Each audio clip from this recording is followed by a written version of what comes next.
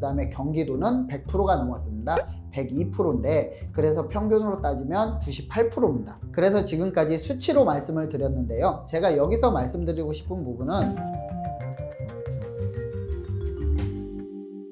이충민의 부말리. 안녕하세요, 이충민입니다. 구독자 여러분께서는 주택보급률이 주택가격에 어떤 영향을 미치는지 생각해 보셨습니까? 우리나라 같은 경우에는 주택보급률이 100%가 넘은 지가 벌써 10년이 넘었습니다. 그렇기 때문에 앞으로 빈집이 늘어나고 주택가격이 상승하긴 어렵다, 앞으로 계속적으로 하락할 것이다 라고 주장하시는 분들이 꽤 많으신데요.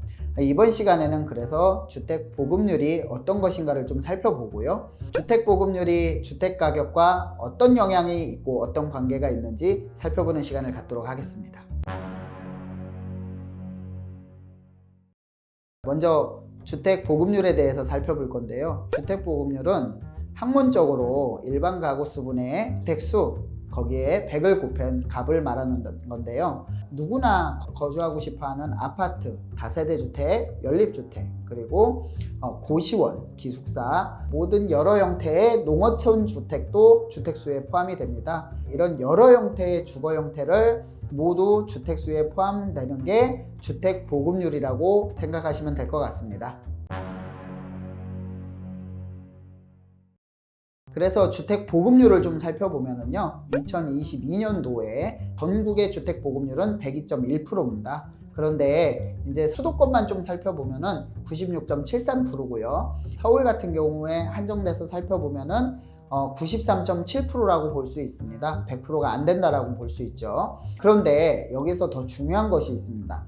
2022년도가 지금 최근 발표 자료고요. 2021년도를 좀 살펴보도록 하겠습니다. 서울 같은 경우에는 94.9%, 그 다음에 인천 같은 경우에는 98.9%, 그 다음에 경기도는 100%가 넘었습니다.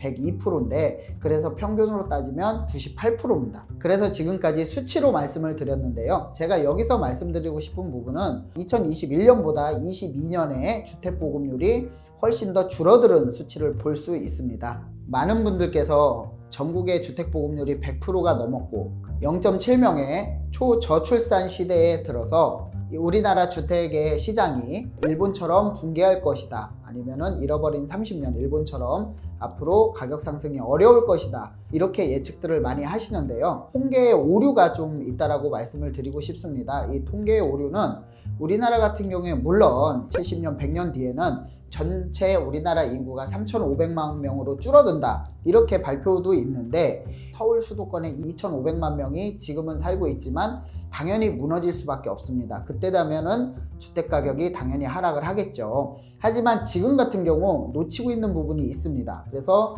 이 놓치고 있는 부분을 한 2가지 정도 요약을 해서 설명을 드릴 건데요.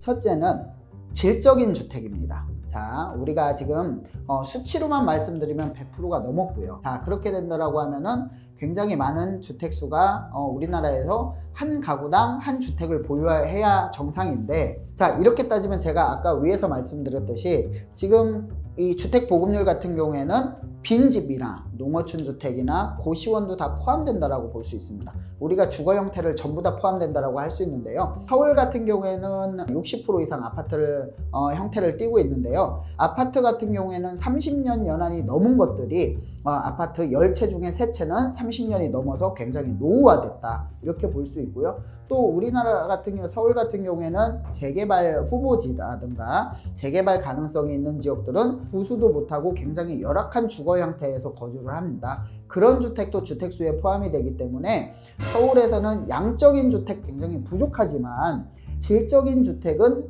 더더욱 부족하다. 아파트들도 그렇고 다세대 연립, 단독주택, 다가구주택, 이런 고시원 주택들이 굉장히 주거 환경이 열악하기 때문에 이런 질적인 주택 측면에서는 굉장히 부족한 형태로 나타나고 있다, 이렇게 말씀을 드릴 수 있습니다.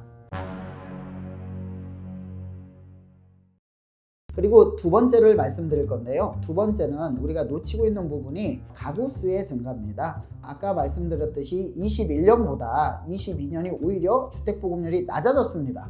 왜냐면은 인구가 줄어들고 집은 계속 짓고 있는데, 특히 우리나라 같은 경우에는 재건축을 하더라도 기존 아파트를 부시고 새로 지으면 일반 분양분이 나옵니다. 그만큼 이제 용적률이 올라가고 하기 때문에 주택 보급률이 증가를 해야 되는데 오히려 더 줄어드는 형태를 볼 수 있는데요. 이런 부분은 하나 간과했던 게 가구 수의 증가입니다. 가구 수가 증가를 하고 있고 소형주택에 대한 필요한 사람들이 많이 늘어나고 있지만 주택 공급은 거기에 따라주지 못하고 있다라고 말씀드릴 수 있습니다. 그래서 제가 이 주택 보급률과 이제 주택 가격의 관계를 한번 살펴보면은 물론 향후에 50년, 70년, 100년 뒤에는 주택 보급률이 100%가 넘었기 때문에 인구가 점점 줄어들어서 우리나라 인구가 3,500만 명, 뭐 3,000만 명 이렇게 된다라고 하면은 주택 보급률이 굉장히 높기 때문에 빈집이나 그 다음에 열악한 그런 주택들이 굉장히 떨어질 수 있지만 실질적으로 현재까지나 앞으로 5년, 10년까지는